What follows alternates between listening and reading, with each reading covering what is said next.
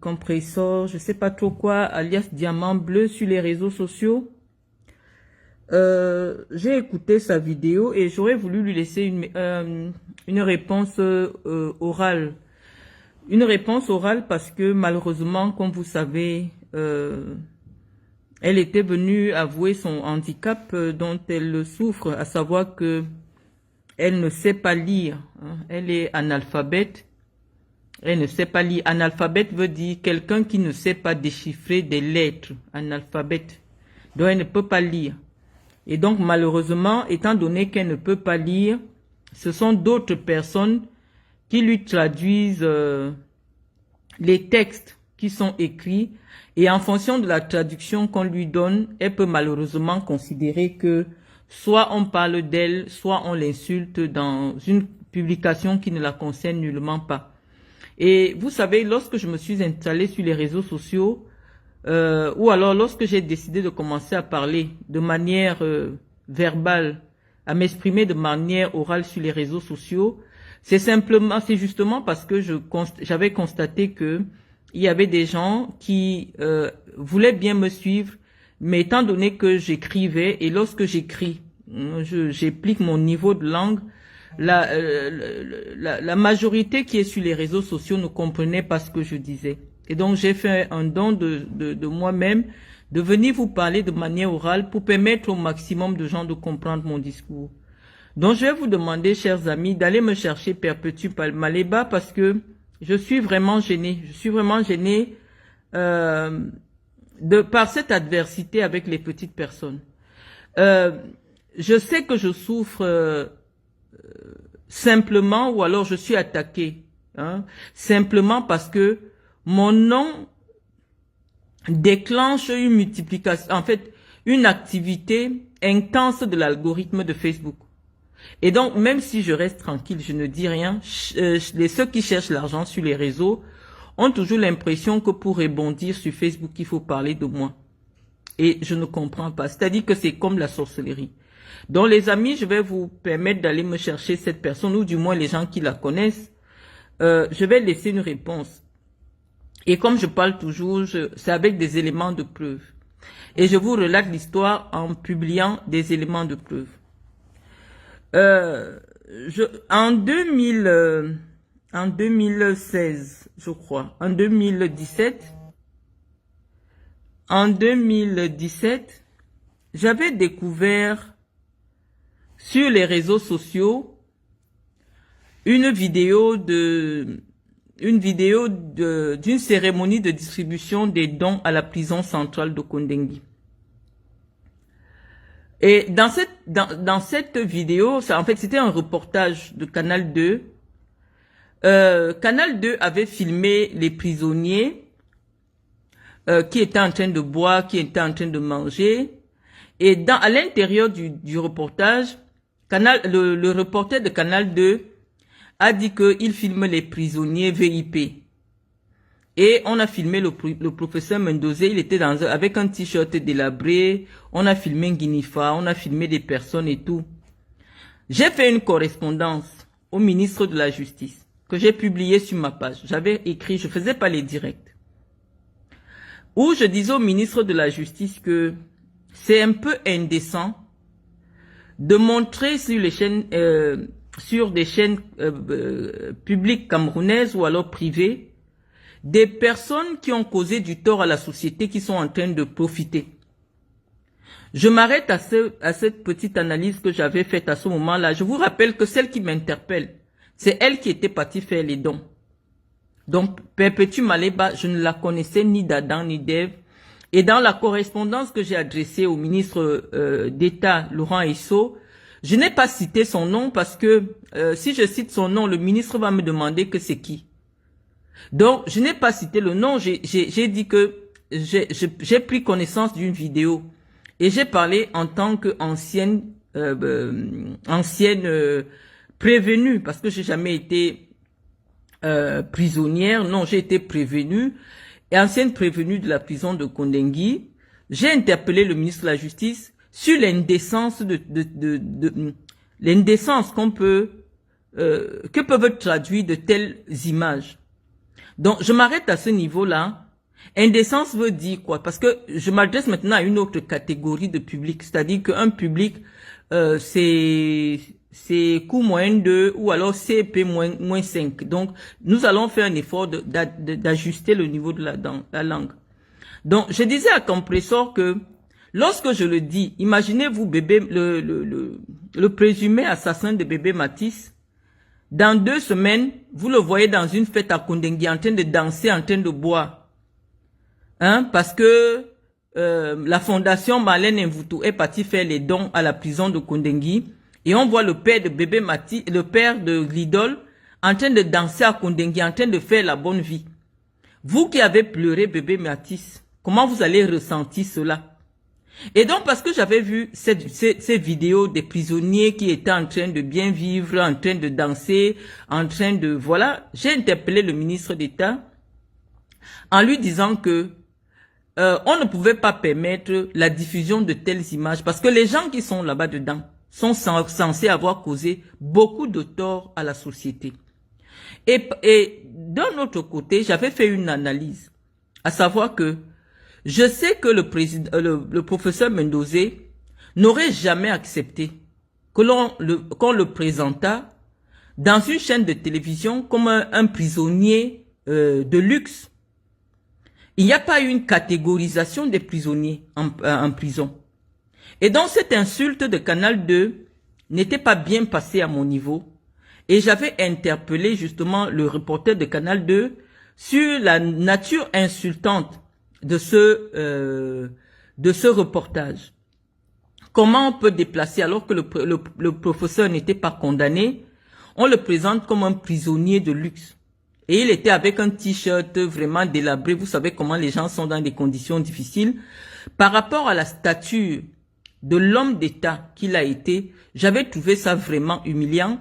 Et je ne pense pas que si le professeur Mendozé savait qu'on allait le présenter comme ça dans un journal de Canal 2, il aurait accepté qu'on le filme ou alors qu'on diffuse avec un tel message. Parce qu'il faut savoir, lorsque quelqu'un finit de vous filmer, vous lui donnez l'accord d'utiliser votre image. Mais quand il part faire un reportage dans lequel il introduit des éléments qui sont contestables, vous êtes en même de lui dire de retirer la vidéo.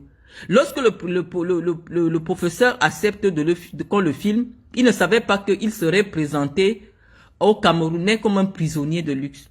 Voilà la correspondance que j'ai faite à la suite de la distribution des dons de Perpétue Compressor à la prison de Kondengui. Je n'ai jamais cité son nom.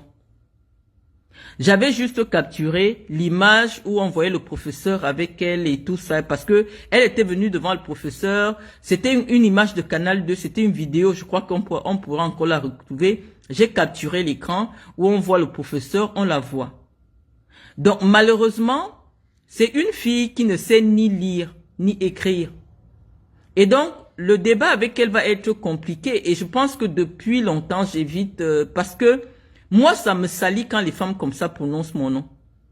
Je ne vois pas l'intérêt pour lequel je vais m'asseoir pour parler d'une femme comme celle-là. C'est comme la sorcellerie que je subis. C'est-à-dire que mon référencement du fait que je sois l'une des femmes les plus médiatisées du Cameroun, je pense que si je ne suis la deuxième, je fais partie des 5 premières femmes les plus médiatisées au Cameroun. Je subis une telle pression sociétale parce que tout le monde veut sa vidéo avec Marlène, parce que c'est le nom de Marlène qui fait en sorte que les blogueurs de YouTube récupèrent votre vidéo parce que c'est l'algorithme Marlène Mvoutou que eux ils recherchent. Donc même si je ne fais rien à quelqu'un, il faut qu'elle cite mon nom. Donc si vous avez compris jusqu'à cette partie-là, j'avais fait une lettre dans laquelle je n'ai pas cité le nom de Perpétue, je ne la connaissais pas. Ce sont des femmes que j'ai jamais fréquentées, je ne les connais pas, on ne s'est jamais vues. Et je pense qu'à la suite de la correspondance que j'avais adressée au ministre d'État sur les réseaux sociaux, il avait été interdit que désormais on ne filme plus les remises de dons à Kondengui. Et donc oui, ma sortie a été salutaire, non seulement pour préserver la dignité des prisonniers, mais aussi pour préserver aussi la douleur des victimes. Parce que, imaginez-vous, je vous ai cité le cas de bébé, du présumé assassin de bébé Matisse. Dans une semaine, vous le voyez en train de danser, boire à Kondengui. Mais on n'a même pas encore enterré bébé Matisse. Vous allez ressentir ça comment? Ses parents vont ressentir cela comment? Les gens qui sont là-bas, ils ne sont pas en bon voyage. Ils sont là parce qu'ils ont causé des crimes abominables pour certains. Et il y a aussi d'autres qui sont là en attente de leur procédure. Donc, il serait diffamatoire de les présenter comme étant des prisonniers de luxe. Donc, ce sont des notions qui sont au-dessus de l'intelligence ou au-dessus du niveau de compréhension de ces personnes qui viennent m'interpeller sur les réseaux sociaux à cause de l'algorithme que suscite le nom Marlène Mvuto. Et donc, vous voyez donc cette petite personne, cette femme-là. Elle s'assoit, elle dit qu'elle ne sait pas ce que je lui veux. Ou ce que je cherche derrière elle. J'ai l'impression que c'est la sorcellerie, mes amis. C'est-à-dire que je vois mon propre père présenté dans une vidéo comme une personne dépendante qui reçoit désormais des dons. Quand vous savez que c'est lui qui distribuait des dons à des centaines de personnes, on a instrumentalisé l'image de mon père pour faire passer comme des gens, que celui qui est venu recevoir les dons en prison, et on le présente dans un journal comme un prisonnier de luxe. C'était très pernicieux. Et je n'en voulais pas à Perpétue Maleba parce que c'est une analphabète. Il est très veut dire que tu es allé à l'école, mais tu n'as pas suffisamment de connaissances. Mais elle est au niveau 0. Ça veut dire qu'elle est analphabète. À l'époque, je ne parlais pas. J'écrivais uniquement. Donc, je veux comprendre comment toi, Perpétue Maleba, tu ne peux pas lire ce que quelqu'un qui a le BEPC écrit. Mais tu te lèves dans Facebook pour venir lire ce que quelqu'un qui a le bac écrit. Comment tu fais, si ce n'est pas que tu cherches la sorcellerie sur les réseaux, comment tu fais pour lire quelque chose que quelqu'un qui a le bac a écrit? Toi, tu peux pas lire. Si j'appelle peut-être ma fille de 6 ans, là, je dis écris. Elle va écrire. Je dis Iris écrit quelque chose. Je mets maintenant sur Facebook. Tu peux pas lire. Ça veut dire que même le niveau CEP, le niveau CP, cours préparatoire, tu n'as pas. Mais comment tu vas traverser 3 milliards de profils pour venir découvrir une correspondance que j'adresse au ministre d'État, ministre de la Justice, dans laquelle ton nom n'est pas cité? Malheureusement, ton image apparaît avec l'image de mon propre père. Donc la personne qui est importante dans la correspondance que j'adresse au ministre d'État, c'est l'image d'un autre ministre. Je me souviens à l'époque, je lui avais dit qu'il n'en demeure, parce qu'on reste ministre à vie. Mendozé est mort ministre. On est ministre à vie. Comment est-ce qu'on peut trouver normal dans une république de salir l'image des ministres? C'est dans ce sens que j'avais interpellé. Ça n'avait rien à voir avec toi personnellement, Perpétue. Malheureusement, tu as voulu. Je dis non, on peut pas laisser on peut pas laisser ce genre d'image. On peut pas laisser cette diffamation prospérer. Et je pense que mon propos a été suffisamment entendu en haut lieu. Et aujourd'hui, il est strictement interdit de filmer à l'intérieur de la prison. Et Perpétue, elle est peut-être partie une autre fois. Elle a vu la difficulté qu'il y a eu à revenir pour faire la même chose. Elle m'en veut parce qu'elle considère que si je n'avais pas écrit, forcément, elle serait toujours allée faire son one-woman show en prison avec les prisonniers. Mais pourquoi ma démarche a prospéré, Perpétue? C'est parce que moi, je suis respectueuse des gens. Je suis respectueuse de la condition de ces personnes-là. Parce que je te dis, non seulement j'ai été moi-même prisonnière, comme tu m'insultes dans une vidéo que je vais faire écouter, parce que pour toi, être prisonnier, c'est une insulte. Mais j'ai aussi une fondation qui aide les prisonniers. Mais tu ne vas jamais voir une seule image des descentes de ma fondation dans une prison. Or, je le fais dans tout le Cameroun. Parce que j'estime que une personne qui est en détention a le droit à la dignité. Et je ne peux pas utiliser l'image de ceux qui sont détenus pour me faire voir sur les réseaux sociaux. Parce qu'ils vivent, ils traversent un moment extrêmement difficile.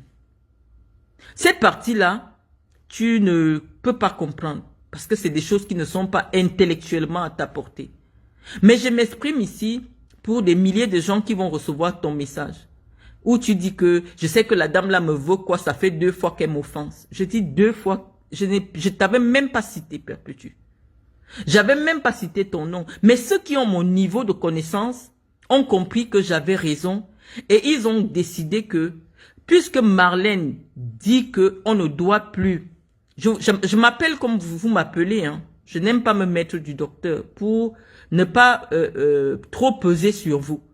Ok? Et je vais t'expliquer que moi, je suis pas médecin.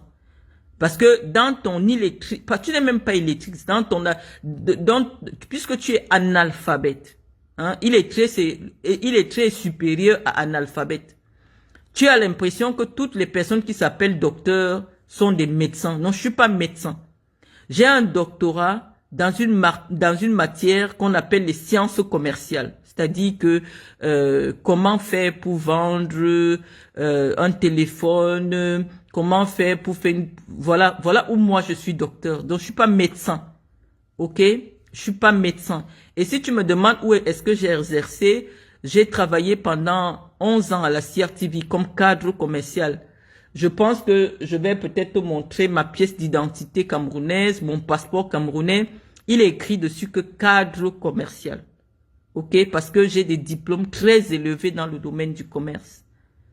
Hein? Donc, à cette partie-là, je pense que tu vas comprendre. Donc, Perpétue, si je m'exprime comme ça, je ne serai pas différente de toi si je ne pose pas les preuves. Je t'ai dit que c'est vous qui me connaissez, moi je ne vous connais pas. Et je ne vous connais pas pourquoi? Parce que je ne m'intéresse pas à vous. Je ne m'intéresse pas à ce que vous faites jusqu'à ce que vous traversiez et que vous arriviez à mon niveau. Et pourquoi vous arrivez à mon niveau? Parce que vous êtes subventionné pour insulter, parce que les gens qui vous envoient me salir sont conscients que vous êtes la salissure et associer mon image à la vôtre. La preuve en est qu'aujourd'hui, on prend ma photo, on colle sur ta photo. C'est un transfert spirituel. Pour que les gens désormais, lorsqu'ils me voient, qu'on m'associe à vous. Parce que les gens sont conscients aujourd'hui qu'il est question de déconstruire ma posture, de salir mon image avec la saleté que tu es. Toi, tu es une saleté.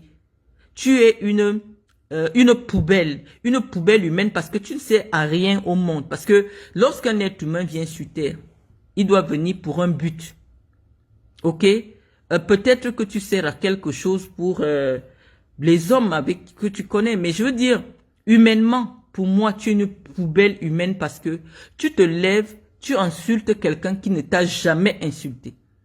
Et si ce que je dis est faux, qu'avant ta vidéo où on fait passer mon père qui m'a mis au monde, pour un prisonnier de luxe, qui est maintenant réduit à recevoir les dons de toi qui n'arrive pas à manger. Comme toi-même tu dis, toi qui mendis sur les réseaux sociaux, on a fait passer mon père comme le mendiant d'une mendiante. Ça, j'ai vu cela au Cameroun. Si je ne t'avais pas vu avec mon père, en train de faire présenter mon père comme un prisonnier de luxe, je n'aurais jamais pris ta photo. Malheureusement, il était impossible d'indiquer au ministre d'État l'image qui à ma foi était insoutenable. Il fallait que je capture, c'était une vidéo. Malheureusement, tu es apparu là-dedans. Malheureusement, mais je ne te connaissais même pas. J'avais jamais entendu parler de toi. J'avais vu que c'était humiliant, c'était choquant pour un homme d'État d'être réduit sur les médias comme ça. C'était pas un propos qui te concernait, Perpétue. Mais j'ai dit que nous étions en 2017. 2017, 2016, 2017 par là. Entre-temps, si tu as retrouvé une vidéo, des écrits de moi te concernant, je te laisse le libre choix de publier. Si un seul jour, en dehors de ce jour où j'ai écrit au ministre d'État pour interdire des remises de dons filmées dans les prisons, parce que vous êtes ici en Occident, lorsque vous partez dans des associations, vous alignez, ou alors lorsque les associations vont dans des prisons, moi je n'ai jamais vu des images. La seule fois qu'il y a une prison, je crois que c'est la prison de Fresnes, qui avait organisé des séances de jeu pour les prisonniers, pour les détendre un peu, ça fait le tollé en France. Ça fait le tollé parce que les gens disaient que, mais vous les présentez comme s'ils sont en colonie de vacances. C'est des gens qui ont commis des crimes abominables. Au moins quand on ne les voit pas dehors, ça apaise les familles, ça aide les familles à faire le deuil. Je pense que j'étais la première au Cameroun à le demander et je remercie encore le ministre d'État de m'avoir suivi dans cette posture que j'avais à ce moment-là. Et donc ça n'avait rien à voir avec toi, Père Petit Maléba. C'est simplement que c'est à cause de toi que j'ai vu mon propre père présenté comme un mendiant. Et ça m'avait blessé. Toi, tu n'as jamais été en prison. Tu n'as jamais eu un parent qui a été en prison. Donc, tu ne peux pas savoir la honte que ça met sur toi. Qu'on filme ton père dans le monde entier, en prison, en train de demander les dons. Ton père qui a été ministre. Tu ne peux pas comprendre cette partie-là. Parce que toi, tout ce qui t'intéressait, c'était de faire le buzz sur les réseaux sociaux.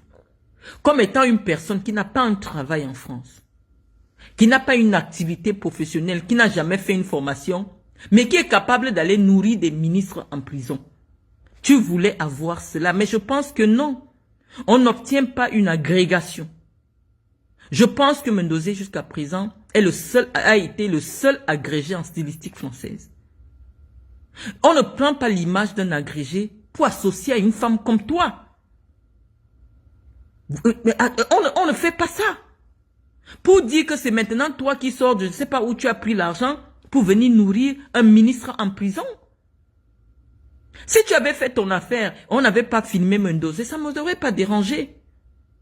Mais ça m'aurait toujours dérangé parce que je pense que on ne doit pas instrumentaliser la douleur des gens.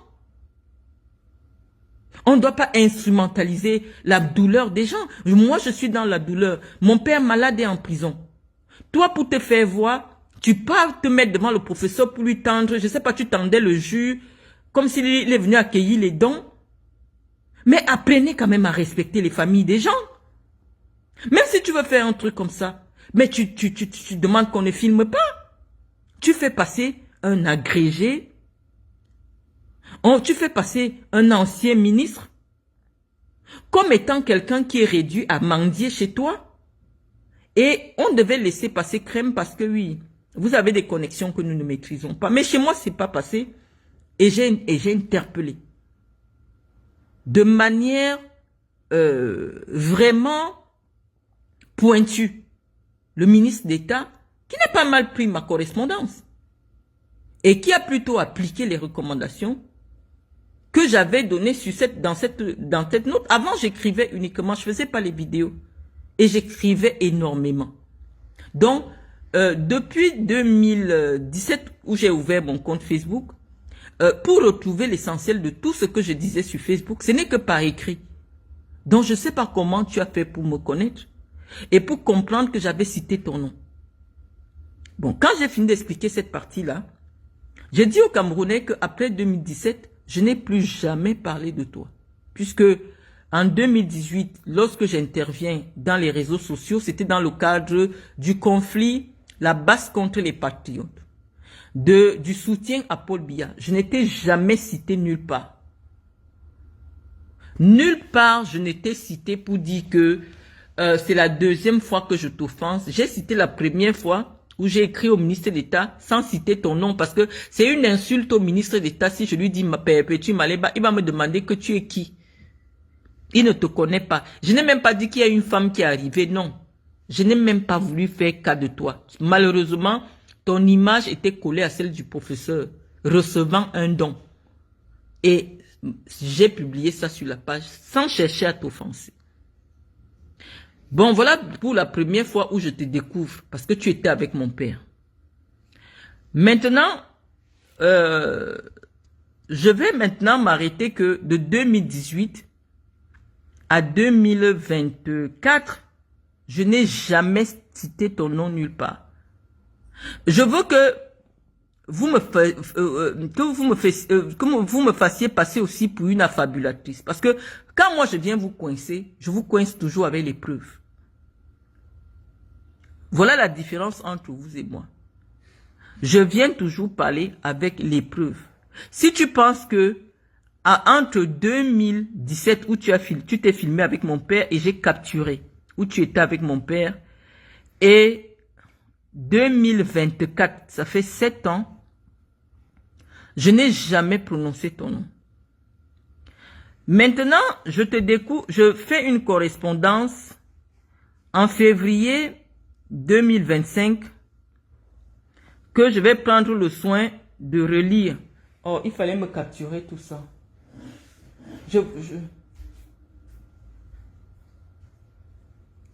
Fais-moi passer. Je vais vous relire la correspondance parce que Chantal Biya, c'est une illettrée. Perpétue Maleba, c'est une analphabète. Je me suis encore essayé à un exercice que j'affectionne, c'était d'écrire. Mais le problème, c'est que j'écris à une analphabète, j'écris à une illettrée, et des analphabètes viennent m'interpeller. Chantal Biya, c'est une illettrée. Fais-moi voir, capture tout le message, s'il te plaît. Je vais lire toute la lettre. Je voudrais vous relire la lettre qui a déclenché tout le tsunami qui ne veut pas s'arrêter sur les réseaux sociaux. Pourquoi? Parce que la personne à qui j'ai écrit la lettre n'a pas la capacité de comprendre mon message. Tout ce qui l'a choqué, c'était que j'ai cité son nom. Elle a entendu que j'ai écrit, elle a entendu, les gens lui ont dit que j'ai parlé d'elle. Et comme elle n'a pas compris mon message parce que c'est une illettrée, elle a déclenché les analphabètes de venir m'insulter sur les réseaux sociaux. Donc je vais relire la lettre de manière orale. Et peut-être de vous expliquer. Bon, on part sur cet article-là. Je pense qu'on a la date. C'est le 6 février 2024.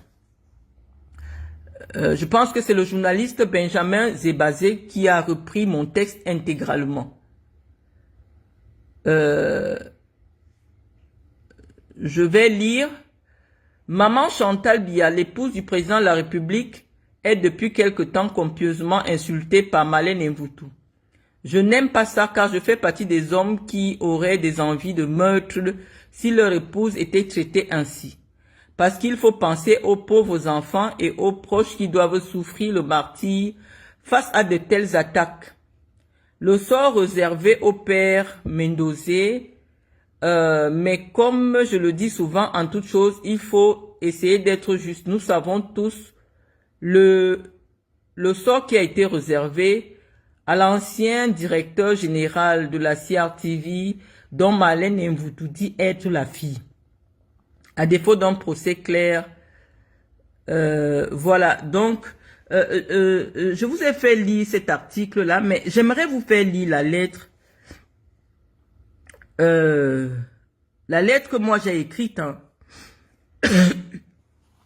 Les gens sont libres de leurs interprétations. Donc, nous avons retrouvé cette lettre à actu.com. Vous pouvez regarder. Marlène Mvutu critique violemment Chantal Biya, une première dame déconnectée du peuple. Bon, voilà la lettre que moi j'ai écrite. Et vous allez me dire à quel moment j'insulte au point où Benjamin Zébazé dit que si c'était à sa femme que j'avais écrit la même lettre, il aurait eu des envies de meurtre.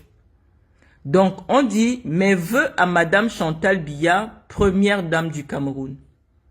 Madame, il y a très exactement 30 ans que le destin vous a choisi pour accompagner un grand homme d'État, son Excellence Paul Biya, président de la République du Cameroun, père de notre nation.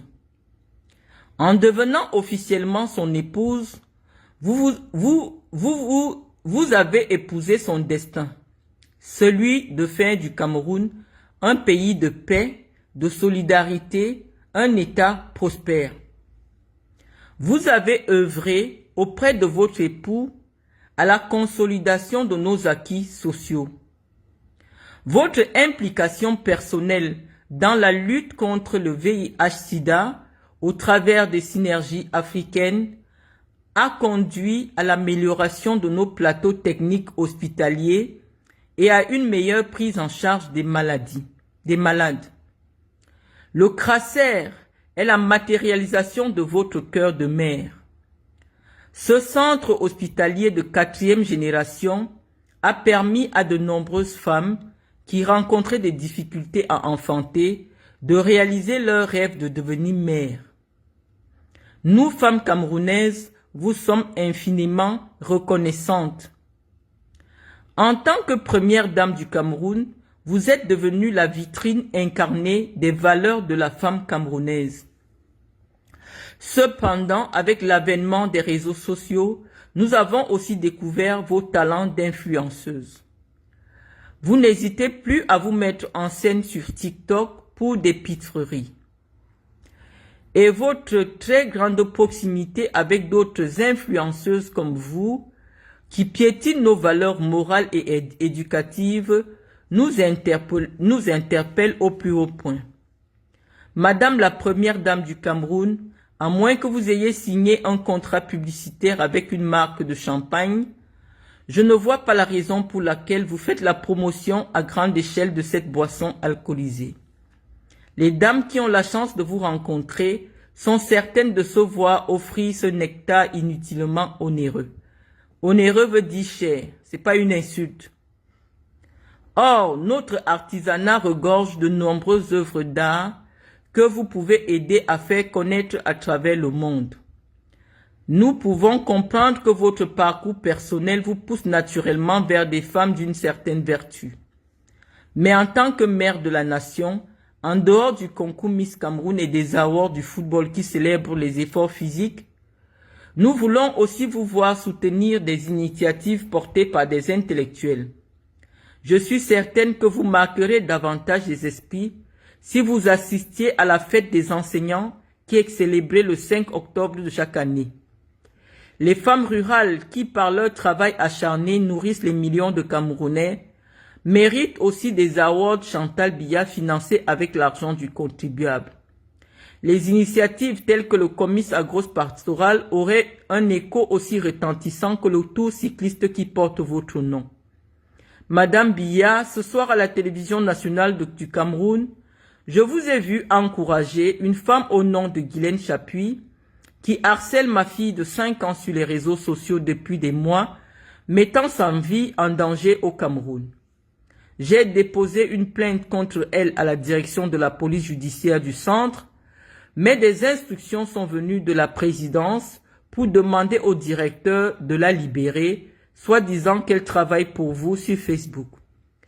À partir du jour où j'ai été nommé secrétaire national à la communication pour une petite association dénommée MCPF qui ambitionne de porter votre fils Biya à la tête de l'État, cette femme qui se réclame comme votre abeille me diffame, insulte les Bamileke, les parents, les enfants dans son blog. Je suppose que c'est cela qui lui a valu son invitation de cette année au Palais de l'Unité. Madame Biya, en 2018, nous nous sommes mobilisés au niveau de la diaspora pour porter votre époux à la tête de l'État, tout en étant conscient qu'il terminerait cet énième mandat épuisé. Compte tenu de son grand âge, nous savions qu'il aurait besoin d'une main pour le seconder dans la gestion des affaires de l'État. À cet effet, vous vous glissez insidieusement dans le rôle de chef d'État. Or, les Camerounais n'ont pas voté pour vous et notre constitution n'a pas prévu un bicéphalisme à la tête de l'État. Vous qui insistez pour vous faire appeler Madame la Présidente, savez en toute conscience que votre parcours professionnel et académique ne rassure guère sur vos capacités à diriger un État tel que le Cameroun. En 2025, les Camerounais devront élire un nouveau président de la République. Ils n'éliront plus un homme, mais un couple. Car malheureusement, votre époux, le président Paul Biya, a besoin de votre soutien physique, intellectuel et moral. Il serait vraiment irresponsable de leur part de vous confier les rênes de notre destin. Ce que je peux souhaiter de tout mon cœur est que vous puissiez rester aux côtés de M. Biya jusqu'à la fin de ses jours, même si par malheur il cessait d'être chef d'État. En même temps, je vous comprends, vous ne savez rien d'autre. Vous ne savez rien faire d'autre que d'être première dame. Vous aimez les ors de la République et l'argent du contribuable est votre héritage personnel. Alors, vous le pousserez à briguer ce mandat qu'il terminerait à 100 ans. Ma chère maman, il existe une vie après le pouvoir. Vous êtes jeune à 53 ans. Vous pouvez dès maintenant vous mettre à l'apprentissage de la langue anglaise et française pour nous écrire vos mémoires d'une première dame qui n'a jamais parlé en 30 ans. Voilà la lettre que j'avais écrite. Vous allez la découvrir.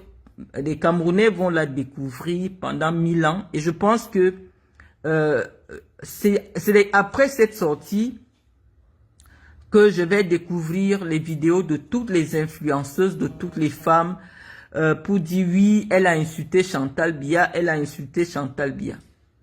Voilà la lettre. Heureusement que tout ce que je fais est systématiquement récupéré par des journalistes et sauvegardé par Google.